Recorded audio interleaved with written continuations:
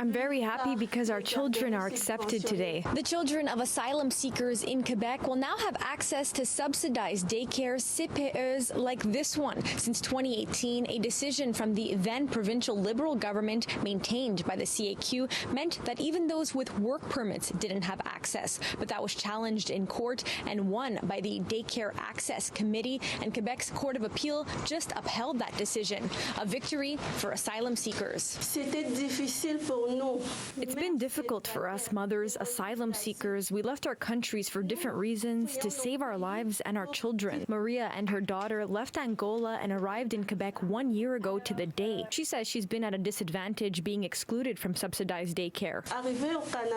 Arriving in Canada, we worked to create a better life, but without daycares, it's been difficult for us to integrate, difficult to find housing and a job. Now she and others like Ileana from Nicaragua can finally move forward with their lives here. I'm excited to be more active in Quebec. We're people that came here to integrate into society. This decision is a good one for us, for the government to support us. The legal battle started in 2019, and this week the Quebec Court of Appeal ruled that excluding asylum seekers from daycares constitutes discrimination based on sex. It's not every day that the courts find that the government discriminated against a whole class of women. The benefit now applies to asylum seekers with work permits, but those are usually given within a few months of arrival. We're not talking here about any privileged access to subsidized childcare for refugee claimants, but rather the right to sign up to the same list to access these services as everyone else in Quebec.